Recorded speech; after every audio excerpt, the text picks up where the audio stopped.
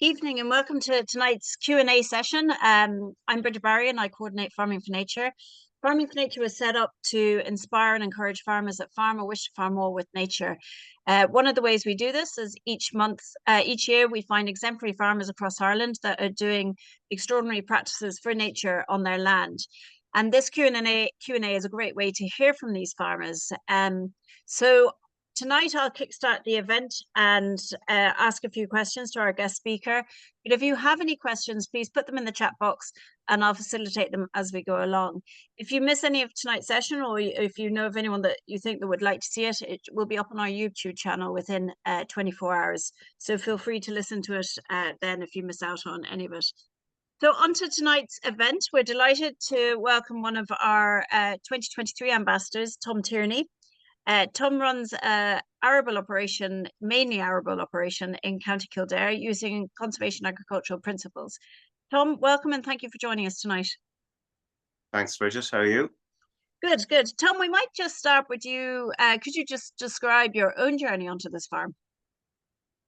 My own journey, well, I was born onto it. So like I'm a third generation farmer. That's basically it, really. You know, you've always been there anyway. You know the lay of the land quite well. And can you describe your farm and your farming system for me? Farm is in North Kildare, close to Nace.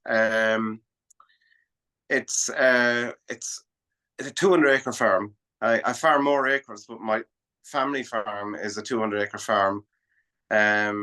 30 of that is in forestry, and there's 120 of it in cereals, and then there's a space for nature area that I created 7 acres some while ago, and yeah, that's it. It's a clay series, Elton clay series, clay loam, minerals. Yeah. And before we go into the farming, can you just explain to me why you created your 7 acres for nature? Well, it happened a little bit accidentally. So in year 2000, I planted forestry on that 30-acre block. And I had a 7-acre block at the end of that 30-acre block. It was 37 acres. And I had, at the time, I had a suckler herd on it and they were using that for grazing. And so it was kept out from being planted with trees. And over the years, it has been in one environmental scheme after another. So it was in reps 1, 2, and 3. It was in GLOS and so on. And it was in environmental measures within GLOS, not farmed, in other words, or reps, not farmed. And I joined an EIP pollinator plan 5 years ago, and we looked at this area. It wasn't attracting any other premiums for any other sources, and we looked at this area and kind of thought it'd be really cool to turn it into a wildflower meadow. So with Sarah Kavanagh, we kind of, from the Biodiversity Data Centre, who steered the, we came up with a plan to implement that basically as one of the other things that we were doing within the EIP anyway. So it just became an interesting project, and the project finished now. Just to finish with that area of it, the project is 5 years and finished, and it's still a wildflower meadow, but it's not. It's not going back into production. It's not earning its keep, and it's still there to look at. And yeah, I kind of feel I'd feel bad about having to put it into production, but at the same time, it's not attracting any sort of monetary gain or value for me. So like, it is a bit of a between two stools with it, but it's there, and I don't want it negative to what took 5 years and longer to build. So yeah. We'll come back to that in a minute because it sounds interesting, and like you say, it's an interesting question for farmers that are farming alongside nature. You know, is it going to start paying and for farmers to have these sites? So going back to your arable farm, can you just talk us through at the moment what's going on the farm? So, if, you know, it's July, what's happening on the farm? What have you planted? What do you hope to harvest? That type of thing.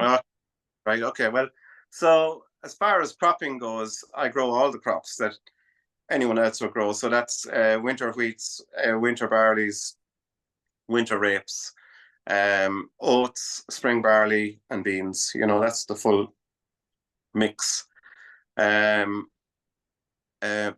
This year, I don't have a lot of winter wheat because the winter wheat didn't survive the winter, funny enough. And so the winter wheat that I had planted, I replanted it with spring barley. So actually, this year was one of the wettest years one of two anyway, that I've ever encountered. And this year I re-drilled 250 acres of winter wheat with spring barley, due to not 100% crop failure, but just not a viable crop that I could take to harvest or look at to harvest either. And wonder, was I going to, you know, it was just better just to clean the slate and go again. So right now on the farm, it's a lull period. June and July tend to be kind of quiet. You've just finished your growing season and you're waiting for crops to ripen. So you're just getting ready to harvest, really, which will start probably middle of July and it'll run through till the end of August or into September. Definitely this year it'll run into September, with spring barley in the rotation being the main crop, you know. Yeah, it's very late this year. So you operate, like I said, through the principles of conservation agriculture. What does that even mean? What's that mean to you? Yeah. Okay. Well, the farm was always the farm went in from beef in '79 when there was the beef crisis. You probably don't remember. So there was the '79 beef crisis, and my dad switched from beef to tillage back then, and we had been tillage all the way through up to today. But in 2016, I switched over to no-till, to try it out and see would it work. And 12 months of trial work gave me enough confidence to kind of go ahead with no-till. And I'm still doing no-till, but it's no-till plus conservation agriculture. So the question was, what's conservation agriculture? And I suppose the best way to describe it is to start with what we have at the minute in terms of farming in Ireland. And you have two camps. You can be fully organic farming, or you can be conventional farming, okay? And conventional farming is ploughing, tilling, sowing, synthetic fertilizers, synthetic fungicides, following a program that's pretty robust and well mapped out at this stage over the years. It's conventional. So, you know, it's how our fathers farmed, and we carry it on and we farm the same way. Organic is the other side of the stool, and everyone knows what organic farming is. It's just not using as much synthetics, if any, of any type. And it's registered and it's approved and so on and so forth. Conservation agriculture is slap bang in the middle between the two. So it takes the best of organic and it takes the best of conventional, and it tries to harmonize the two. So it can be conservation agriculture or regenerative agriculture. What's the difference? In a nutshell, conservation agriculture is everything that regenerative agriculture is, except for the livestock. Okay, so conservation agriculture is continuous crop rotations, continuous cover crops, no bare ground, getting organic manures onto your soil, and finally no-till. So no-till, in a nutshell, means not ploughing the field to plant the crop. It means the minimum amount of disturbance. In fact, zero disturbance if you can do it, which is what a lot of the no-till machines will do. So yeah, that's what no-till is. I don't have livestock on the farm, so I'm not a regen ag farmer. I'm a conservation ag. So does that mean you don't put any organic material on your soils, or you do? It's so I do put on organic materials. In fact, I'd rather use more organic fertilizers than synthetic fertilizers, and that's exactly what I do, but I import them. I don't produce them on the farm. So a regen farmer will have grass in his rotation also along with the crops. And so a field will get rested to grass and it will get grazed. And it'll be mob grazed, extensively grazed, mob grazing. And so the cycle of reintroducing the organic manures is done that way. Because I don't have livestock, I don't do it that way. I have to import it physically and spread it physically, which is what I do. So I import cattle manures, horse manures, spent mushroom compost, chicken compost, but I don't put it out in its raw form. I process it into a compost. So that involves mixing it, mixing the various manures that become available and composting them down and processing them into exactly what you'd see if you went to the something like if you went to the garden center and bought a grow bag to grow tomatoes in, and you opened it to plant your tomatoes, and you have this really dry, dark living kind of a soil. Well, that's exactly what I create, and I spread that out then on the field ahead of the crop or on the growing crop, depending on what the ingredients are within the compost, Because I mean, I know that you use kind of biostimulants, like you were saying, and kind of, so you add them all in with the compost, or are they kind of separate? Do you make them separately? So biostimulants are different. So compost is feeding the soil, okay? Biostimulants, for the most part, for me anyway, are feeding the plant, okay? So why do I want to put compost on the field, or why does anyone in Regen Ag want to do it either, or even organic? So what compost does is it builds your soil health, it builds your organic matter, okay? And with no-till involved, you're not releasing carbon, right? So in other words, if I was plowing, such as to do in organics to grow crops, or such as to do in conventional farming to grow crops, I'd be releasing all the carbon within the soil before I plant the crop. Whereas with what I do, year on year, I'm capturing that carbon and retaining it in the soil. And any plant I grow in the field is harvesting carbon along with other nutrients and storing it in the soil. So it's a distinct difference. But if you're building carbon, you're also building soil fertility and soil organic matters, and adding more organic fertilizers or composts will build your soil health further, right? And so that's what I aim to do.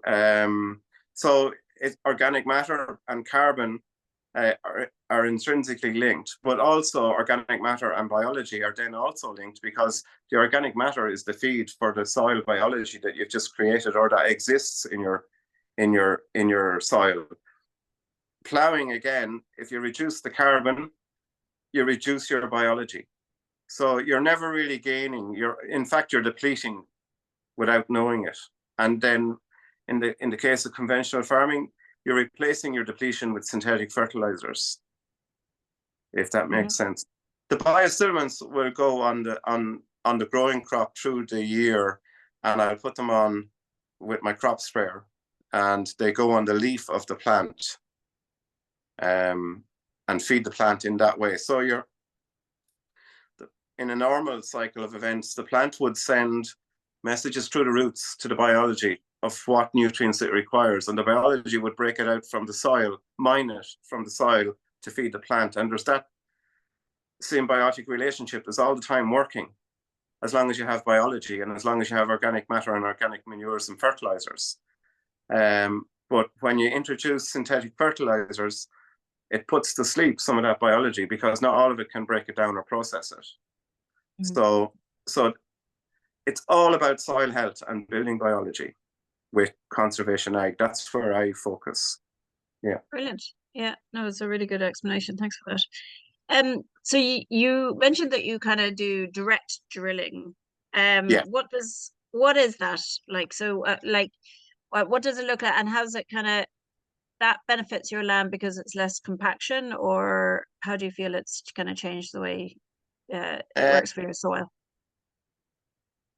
well, compaction is a whole different issue, but so a direct drill or a zero till drill or a no till drill, they're all the same drill. They just they just cut a slot in the ground and put the seed in it and cover it over, and it's the minimum amount.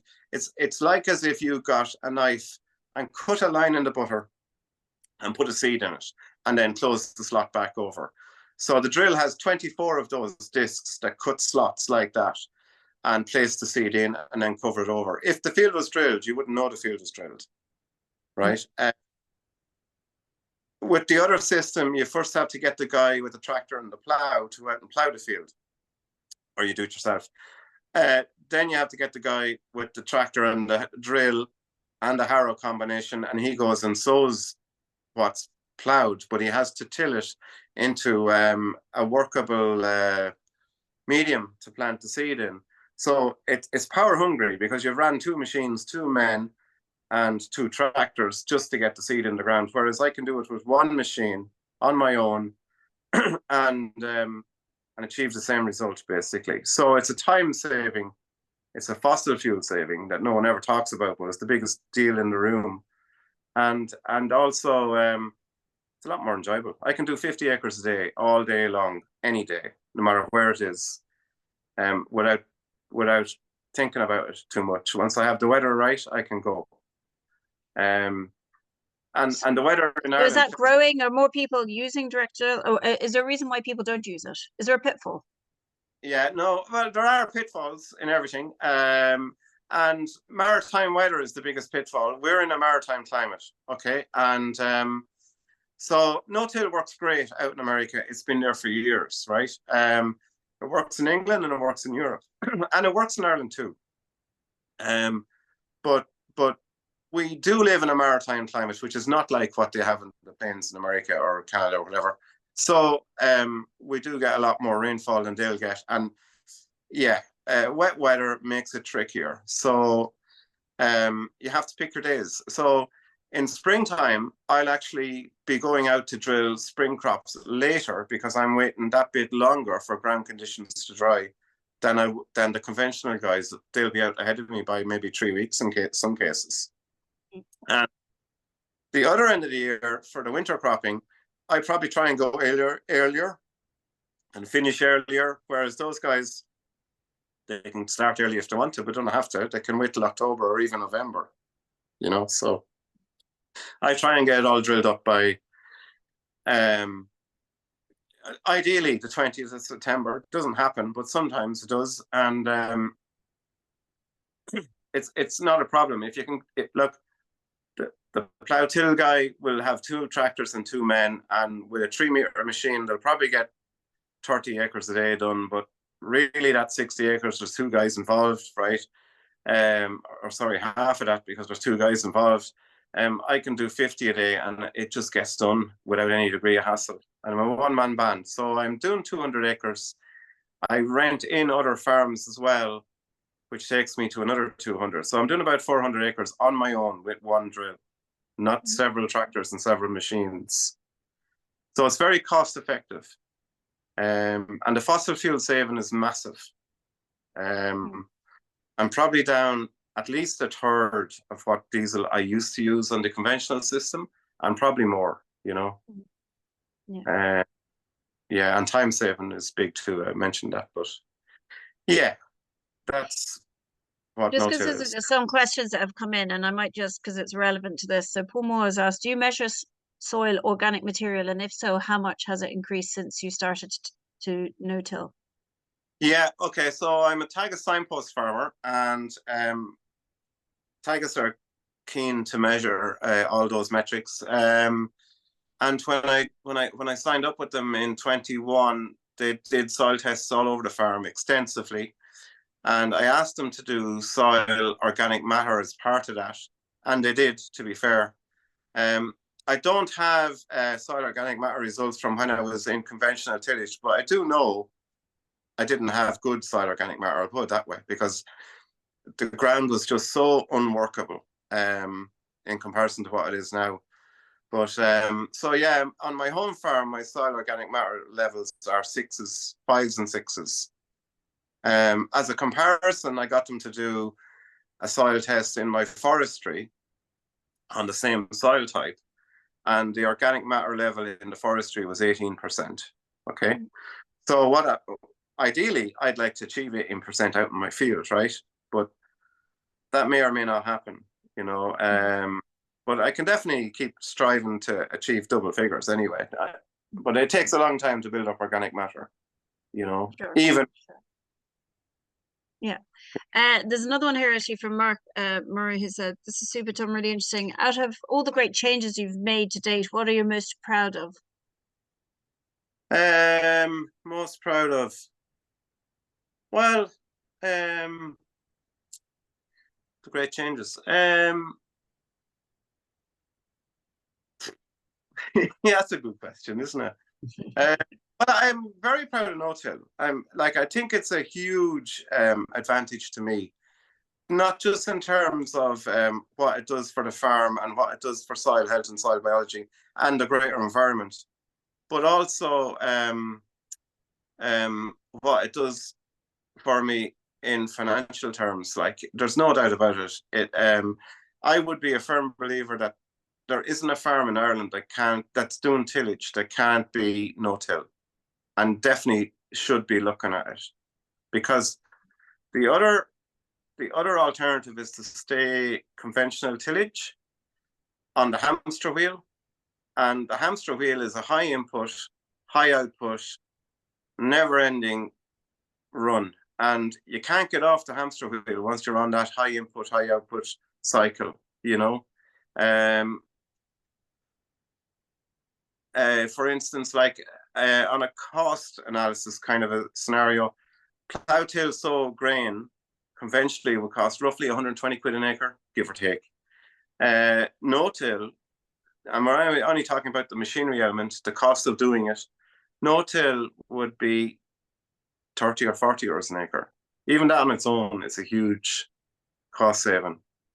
And so I would argue that the conventional system isn't sustainable. And if it is sustainable, it's not going to be ever.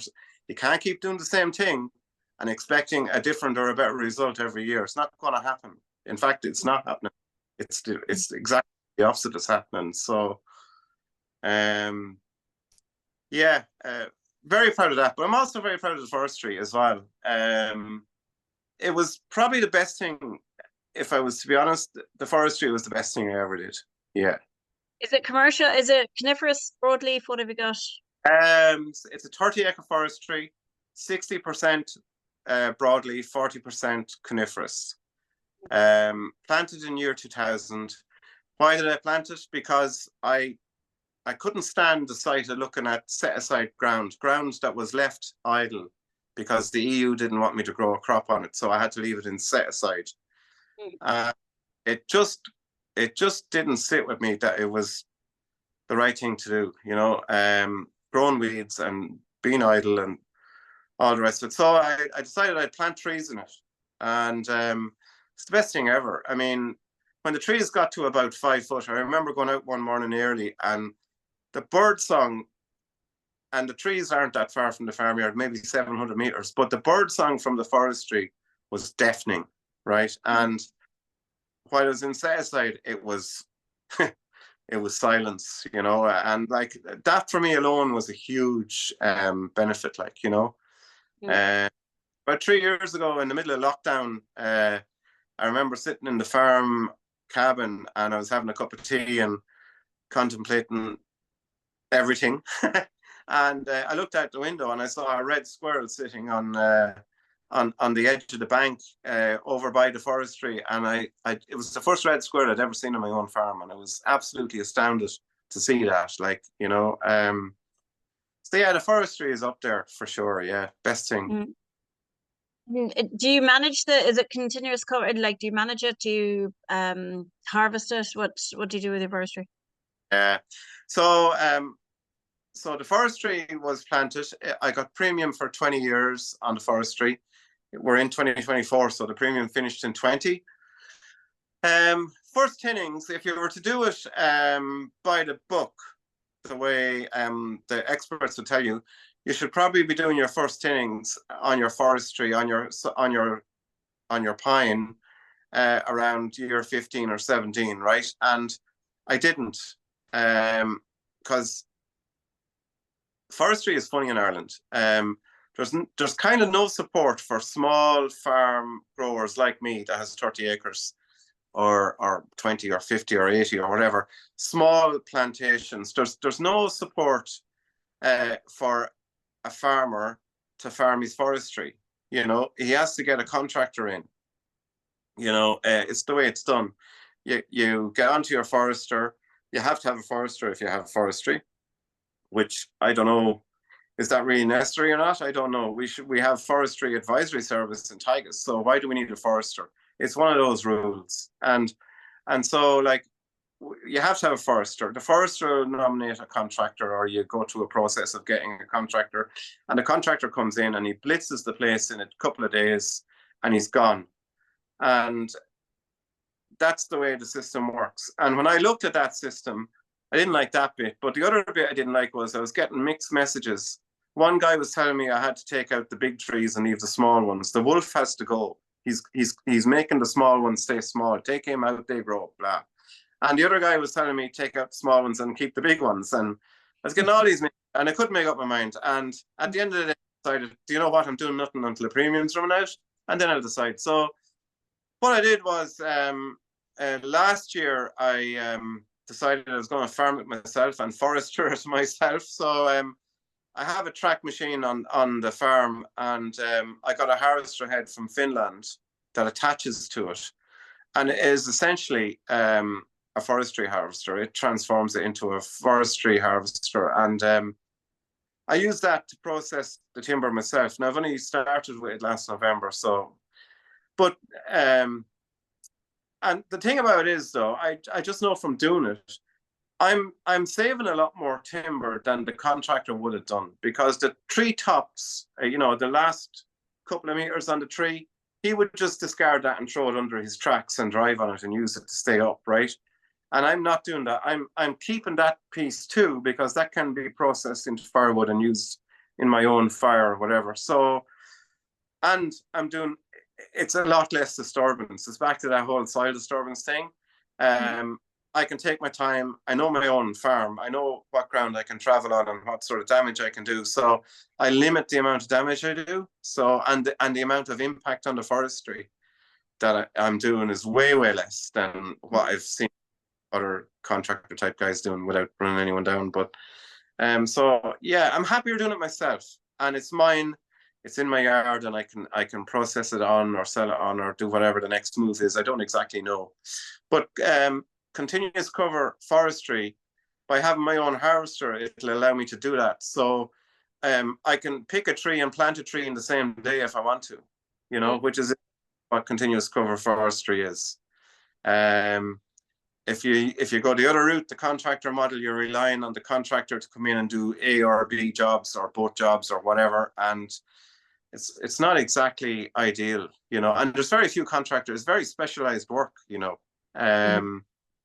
And the machines that they're using, the harvester, they start at about 500,000, like, you know. So I mean, you need big hectares to make the machine work and pay, like. So yeah, it's a pity there wasn't more small producers, operators, not just producers, but it's the way it is. It's the way it is. Interesting, yeah.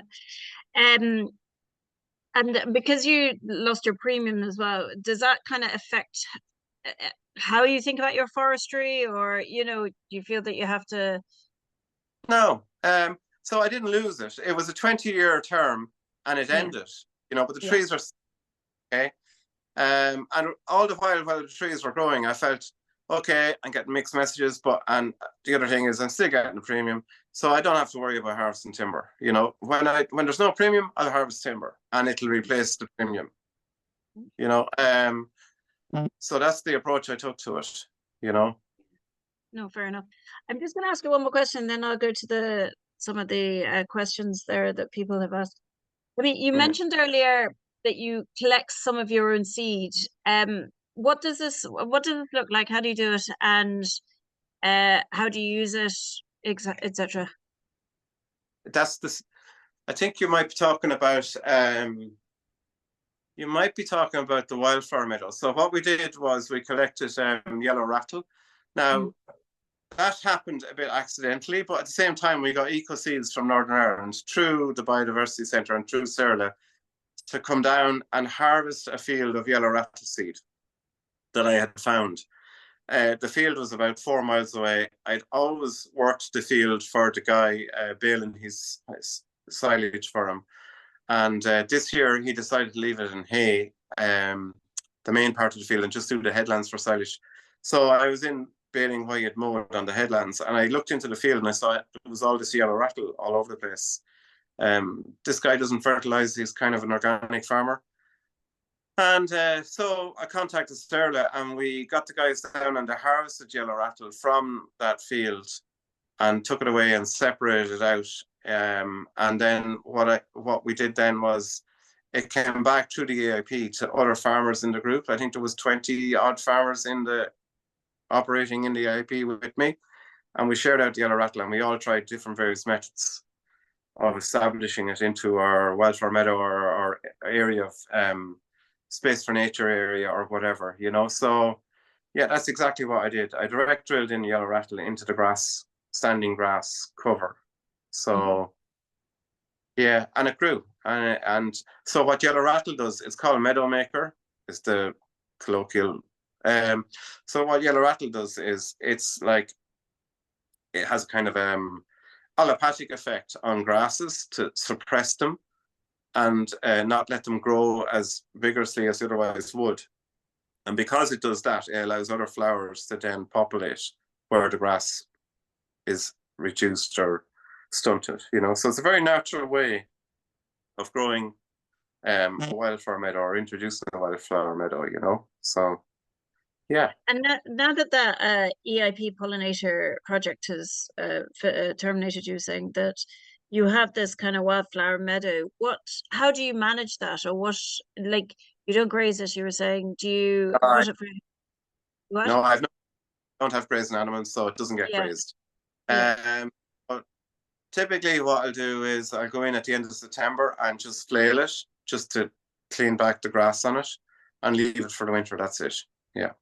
Okay, so you don't pick up hay off it or anything like that? No. Although I could, it would be a really good way of introducing yellow rattle into another field. A really simple way is just mow it, bale it, and then take the bale to someone's field or that might want it, and they just roll it out, and you get free seeds. Yeah. Green hay, yeah. So Will Gabbett has asked, what has been the most effective method you have found to getting your soil in good enough condition to use no-till drill? The most effective method. Yeah.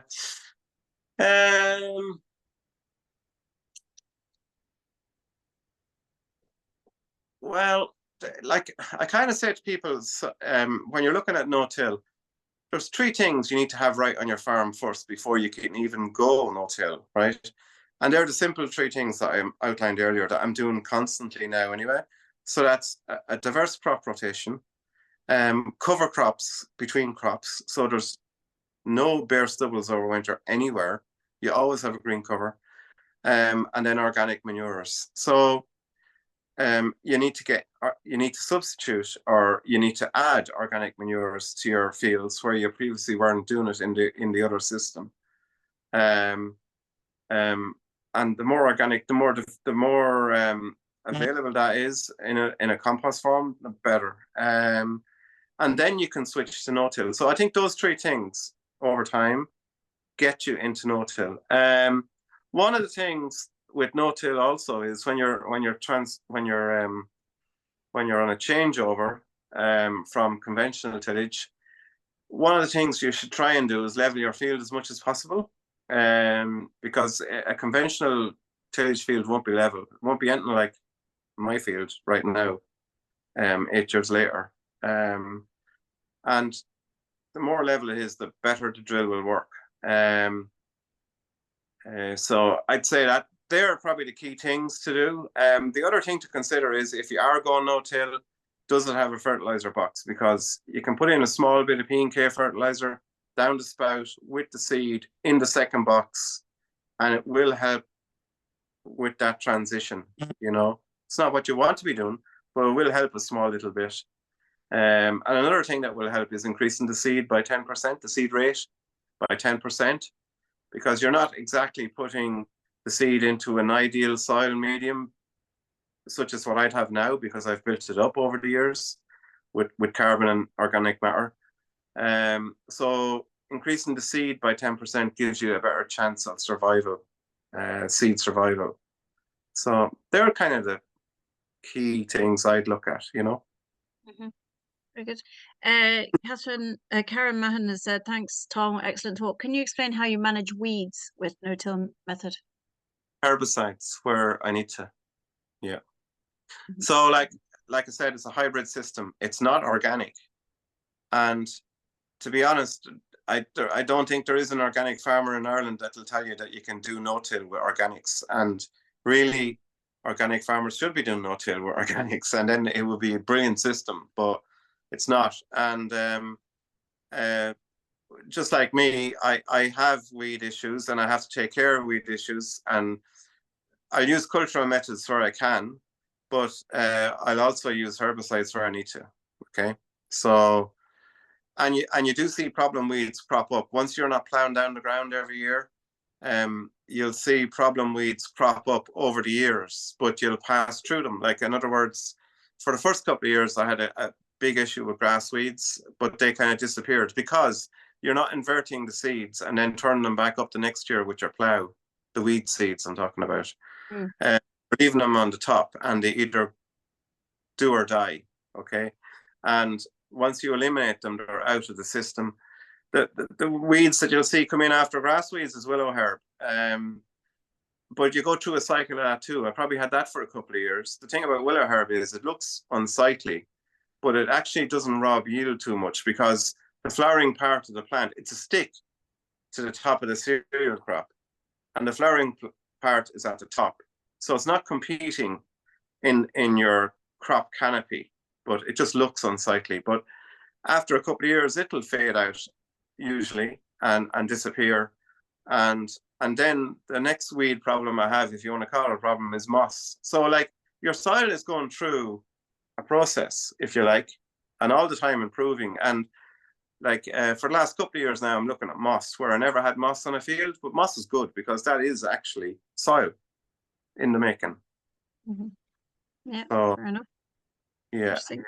So Will Gabbett's asked, do you still use some soil applied synthetic fertilizer other than in foliar application?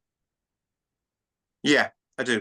So like, the thing about conservation ag is once you switch into no-till and you implement the 4 principles that I had talked about earlier, you start to look at other things, and you start to look at the first thing I looked at was insecticides, right? Do I need an insecticide? Well, the short answer is no, because if I use an insecticide, I'm actually going to kill the predators as well as the pests, okay? And if I was in a plow system, I'd be plowing down those predators and I'd have to start from scratch again.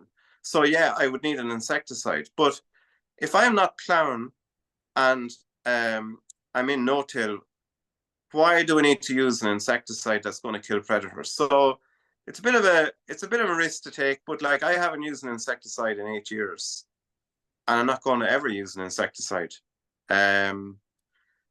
because I want those predators, ladybirds, beetles, and so on, to do what they need to do. Like, you know, they have a function, and if they can't live in the soil that you're trying to grow a crop in, you know, you'd have to ask yourself what you're doing. You know what I mean? So like, yeah, so insecticides are gone. I'm trying to answer Will's question, but like, you'd start to look then at fungicide use, and your question, should I be using all these fungicides? Because fungicides, by their nature, are going to kill some of the biology one way or another, through the plant and down into the soil, or whatever might be living in the plant zone, like, you know. So you start to look at that. And then there's fertilizer, the synthetic fertilizers that Will is asking about. Yeah, I want to reduce my N loading on my soils because the higher amount of synthetic N, I'm talking about synthetic N, not organic Ns, nitrogen N. So I want to reduce my synthetic Ns as much as possible because if you have a crop that's getting excess N, it's more prone to disease. Okay. And as well as that, it's probably not accessing all the N that you're putting on anyway, so it's going down the river, right? So why do it? Why waste the money? So to answer Will's question, a typical wheat crop in a typical conventional system would probably require 180 to 200 units of N, and I'm not using anything like the color of that. I've decided that. So what I'll do is I'll put 100 units of N on the soil. And then the remainder of the N I'll put it on the plant via a foliar feed. So it never comes in contact with the soil. So I'm growing, instead of, like I said, 180 to 200 for winter wheat crop, my winter wheat gets 128 units per acre, this is. So like that's like 50 kilo per acre saving on fertilizer. It's huge. You know, for say 100 euros a ton. So, I mean, you can do the maths. It's easy. You know, it's about 60 or 80 euros an acre saving. So, how do you put on foliar N? Well, it's urea. So I melt urea on the farm in a tank, and then I put it on with my crop sprayer on the plant, on the leaf. So my target area is the leaf of the plant, not the soil. And I'll do that. That'll give me, every time I pass through the crop, it'll be 4 passes at the different growth stages, and it'll be 7 units per pass. That's 28, plus the 100 I put on in February or March in granular form on the ground. So yeah, it's a huge N saving as well. So like all of these, and the fungicides are the same. I maybe use 1/3 less fungicides than what a conventional farmer would use. So that's another 60 euros an acre saving.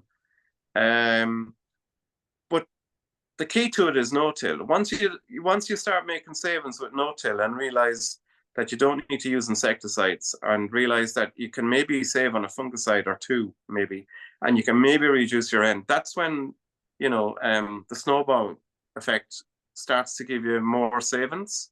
And that's what I aim to do. So your inputs are coming down, like, compared to, I suppose, over 8 years ago, whenever you started, your yields are different, or do you know what I mean? Have they gone down as well, but then your margins are better, or does it take a while for your margins to catch up? Yeah, no, I had a look at this for you, right? Because I wanted to address this, not just for you, but for other people that may be looking at no-till and wondering, or even saying, no-till doesn't work. Why would I want to do that, right? Okay. So when we're growing, I'm going to talk about a wheat crop. I'm going to stick with wheat. Everyone grows wheat. Everyone knows how to grow wheat, okay? So when we're growing wheat in a conventional system, we'd be trying to achieve 4 tons to the acre, right? Or 10 tons to the hectare, right? That's the aim. Some years we'll get 4 tons, some years we won't get 4 tons. It'll either be down to the weather, or it'll be down to how you manage the crop or whatever, you know. So yeah, 4 tons per acre is kind of a guide that most guys try and achieve, okay? And they'll use, I have a book. So this is a kind of I don't know if you can pick that up or see it, but that's a Tagus. It's an old book, don't mind. It's a Tagus crop and return book. So it's like a Bible for tillage farmers. What you need to put on your field to grow a crop of wheat, okay? And if you grow a 4-ton crop of wheat in a conventional system, plough, till, sow, it will give you 450 euros a hectare of a gross margin, okay? Now, last year was a very wet year, and some guys did 4, some guys did more and less and so on, but a very wet year. But last year, my winter wheat did 3.3 tons to the acre, or 8 tons to the hectare, okay? If I took the Tagus book, right, and I looked at 8 tons to the hectare, I'd be actually losing 30 euros a hectare if I was a conventional farmer, okay? you're going to have to stick with me. So, in a nutshell, to match my gross margin, the conventional farmer would have to grow 13 tons to the hectare or 5.3 tons to the acre to match my gross margin from using no-till and conservation ag. Mm-hmm. Okay? Yeah. Or, put another way, for every 1 hectare I grow using my system, the conventional system would have to grow 2.8 hectares. Like, it's quite astounding, really, when you break it down. And not a lot of guys know that. And if they did know it, it might change their viewpoint a little bit. We don't have to go full organic, but we do have to switch from conventional. And why do we have to switch from conventional farming? When I was doing conventional tillage, Bridget, and I was applying fungicides on crops, just like guys are now, and like I am sometimes, right? I had a fungicide that was a curative fungicide, right? And a preventative. So the fungicide was doing 2 things. It was curing disease if disease was present in the crop, and it was preventing disease from getting in the crop. Okay, do you follow? Mm-hmm. Now is we have no curative chemistry whatsoever. We have nothing, and at best, it's at best it's preventative, but unlikely because it's breaking down all the time because the diseases are mutating, and so the system is not robust. We can't keep doing the conventional tillage system. It's not going to work. So we have to switch and do something different. And one of the best things I think is conservation ag. The Greens don't agree with me. They want everyone doing organics, but they're actually wrong. You know, we should be focusing on regen ag and conservation ag, and the country and the countryside as a whole will be way better off than. It's never like the agenda that wants to convert all farmers from conventional tillage to organic farming is never going to happen.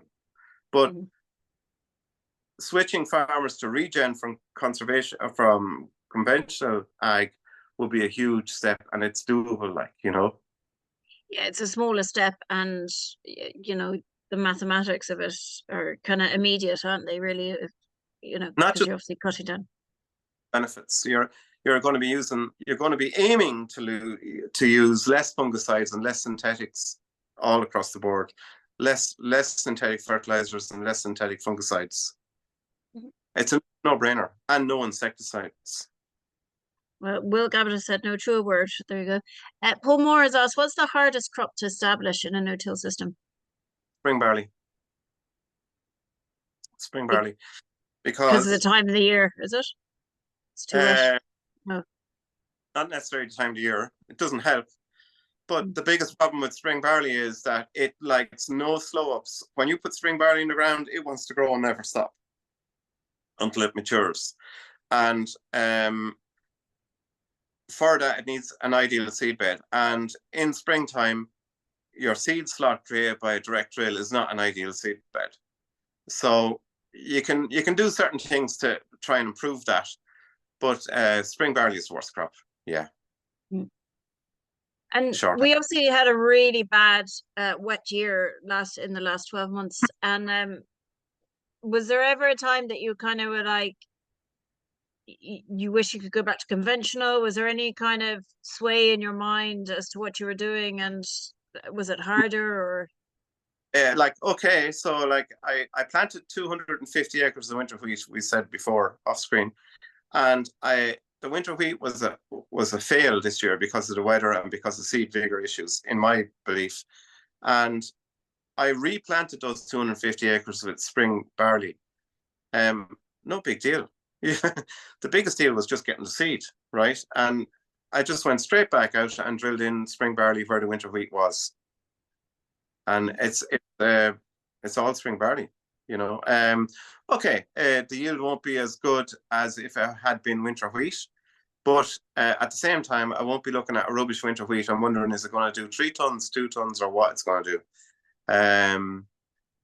So it's just a matter of saying, right, well, that didn't work. It was a cover crop, you know, and now it's going to be a spring barley crop, and It's easier to count your losses nearly.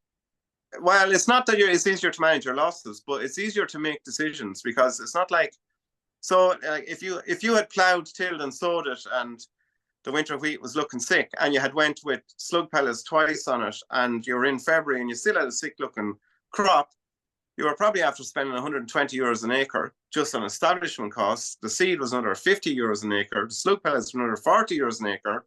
It's an outstanding loss, and you haven't even taken a harvest. So with my system, I had the seed, I drilled the seed failed. It cost me 40 quid an acre to drill it. That's top end. And that's all it cost me. Mm-hmm. So, like, I mean, when you put the two figures side by side, it doesn't make it. Why would you be worried? You just go and sow spring barley, lick your, go back with winter wheat next year. So going to other parts of your farm, I know that you have some wetlands and you've let them naturally regenerate. Has that did that take up any pressure from the amount of rain that was kind of flowing through the land last year, or? Hey, so all of my tillage land is on a hill. So and the wetlands are at the bottom of the hill. It kind of suits me to have the wetland where the wetland is because there's a river beside it. Okay, so rather than be cropping that field and having to have a 3 meter buffer, I have a complete field that's a buffer, if you like, and there's forest. So like so between the forestry and the field, the wildflower meadow field, yeah, they're filtering water, they are for sure, but I can't say I noticed it. If you're asking me that question, no, Yeah. I can't say. Fair enough. So tell me, where would you kind of mentioned your three elements earlier, but where would you start advising another farmer if they are 100% conventional at the moment and they just want to start exploring moving into conservation agriculture? Where would you start advising them? What are the three kind of top tips you would give them? Do the three things I said. Do a good cover crop, good cover crops between crops. Do a good crop rotation. A lot of guys in conventional are either doing just spring barley or just spring barley and just winter wheat or a variation of cereals. You have to have more than just cereals in your rotation. And the reason for that is root zones. So beans and rape will put down deeper root zones. And if they're in deeper root zones than cereals, they're mining nutrients from that. I mean, did you ever ask yourself, why does winter wheat always yield a half a ton more after oilseed rape? Oh yeah, it's a break crop. But it's also because the taproot on the oilseed rape is mining nutrients from a lower level and bringing them into the root zone for the next crop. So you have to have beans, you have to have oats, you have to have rape, and I'd love more break crops, to be honest with you. But they're the only three we have that we can work with, and that we know of right now, or there's a market for, whatever. But so he'd need to be doing those things. He'd need to be doing cover crops anywhere, no overwinter stubble as much as possible, and he'd need to be getting his organic manures onto the farm and out on his fields. And he'd need to do a soil test and see where he is with pHs and where he is with his other nutrients. And after that, if you're going to direct drill a crop, get someone to direct drill some beans for you because they're a good crop to start with. And move in after your beans then with a direct drill crop of winter wheat and do it in that sort, like stage it if you want to. But there's no reason why there isn't a field in this country that can't be direct drilled. End story. I have a lot of guys with my type of drill and a lot of different soil types, and it works in them all. I have a guy in Dunstable outside Luton Airport, and I brought him over a drill, and he said, "I'll buy it if it sows the corn into the field." And I said, "Hey, easy." So I brought him the drill, and I regretted it when I got there because what he had was at 10 inches, he had chalk down the rest of the way. And on top of the chalk, he had 10 inches of a black, hard, it was like peat, but it was compacted. because it was dry, because of the chalk underneath it. And it was like concrete. And he had someone in with another make a drill, and they couldn't drill into it. And I said, right, okay. I took a look around and I saw he had a Howard power plow. It's a machine you don't want to know, won't get into detail. I said, can we use that first and then can I drill it? And that's what we did with his tractor. And it drilled in fine, and he bought the drill. So the message is there's no field. Don't show me and tell me you have a field that it won't work in your farm, because it will. Mm-hmm. You just need to try it. And yeah, in a way, you kind of have to unlearn what you knew from conventional tillage and relearn what you need to relearn. But like, it's easy. There's plenty of farmers out there just like me doing exactly what I'm doing, and it's a movement that's getting bigger. And all you have to do is ask a farmer that's doing it, and he'll tell you straight up whether or what you should be doing. You know. On that, where would you go for advice and support? It depends what you want. If you want support, I'd go the Base Ireland route. There's a lot. I'm in Base. I was in it early on, not from the very start, but around 2016 or something like that, and it's grown exponentially in numbers and in farmer members and farmers wanting to know more about direct drill and conservation ag or regen ag, and expand what we do even further. Yeah, that's a good starting point right there. If you're looking for technical advice on no-till, you probably have to go outside Ireland, to be honest. What I found really interesting was the James Hutton Institute in Aberdeenshire.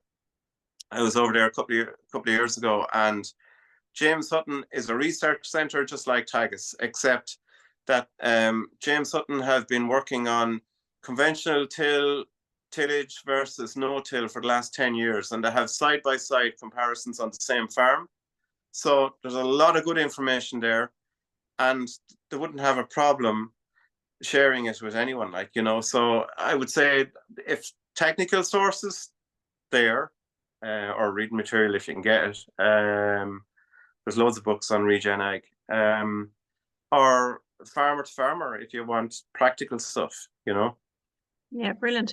And there's actually just one last question here from Will Gabbett. What's next? You're stalling to. What's next is I'm going down to collect his Dallas Morgan. There you go. What's next? Well, it's a continuous learning curve, you know, and I've kind of hadn't done a lot with my forestry for the last 20 years.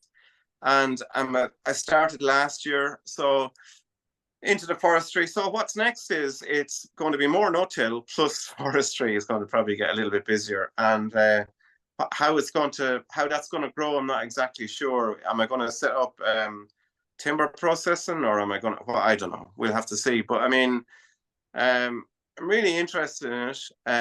I wasn't up to now because it was growing and maturing, and then it was. When I was kind of interested, I was kind of put off, but now I'm really back in the cycle of it. So we'll see where it goes. But what's next on the no-till? Well, it's never ending. I'd love to build up the soil organic matters to 9s and 10s and see exactly what's possible. Right now, I'm not using on my fields on the home farm. The pHs have increased on their own from 6.5 to 7s. Now, not entirely on their own. I use spent mushroom compost, and there is a small bit of calcium in that, so that might be building pHs a little bit, unknown. But, and my indexes are all, P and K indexes are all on 4s as a result of that whole no-till soil building, not burning off carbon and building organic matter.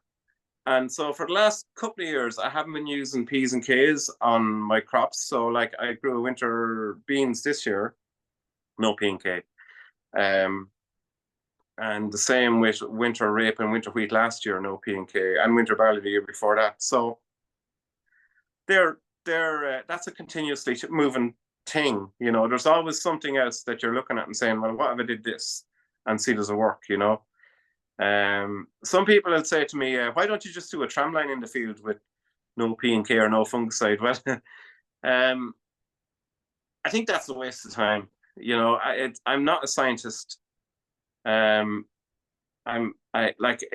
we're doing in ag science is not an exact science. You know, you can't replicate anything in a lab or in a trial plot. You can only do what you can do with the field, and you might as well do the whole damn field as do a plot, or not do a tram line or whatever, you know. So yeah, I don't know what's was I think what you are doing is complete science, to be honest. You're a huge inspiration, Tom. Thanks a million for sharing everything that your knowledge and the journey that you've been through. And I think there's going to be a lot of people that are hopping on the old CA bandwagon now after chatting to you, the old conservation agriculture. So it's a really good, really interesting talk.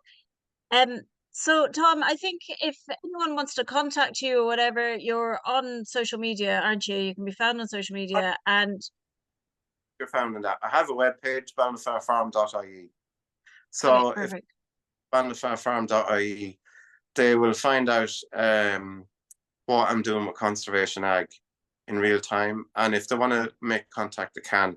Or you can get my phone number from there and just give me a call if you want to talk about conservation ag or whatever else. There's no problem. And I believe that we're hoping to maybe host a walk on your farm anyway, maybe later in the season. That's the plan anyway. Yeah. But listen, thanks very much, Tom. That was really, really inspirational, and it's brilliant to have such eloquent speakers like yourself chatting about so much around this area and sharing it with us. So thanks for taking the time. If you know of anyone that would like to see this talk, it will be up on our YouTube channel, or people can download it and listen to it in their tractor or in their garden or whatever. And then we will have another Q&A on the second Tuesday of next month as well with I think it's with Diane Pickersgill from Westmeath. So that'll be a slightly different farm again. But listen, Tom, thanks a million. You're a good, as someone has said here, and we look forward to chatting to you again soon. And thanks so much. And we're actually just on a video on Tom's farm, so that will be up on our website as well in the next week or so. Tom, thanks a million. You've been a star sharing everything. We'll chat to you again.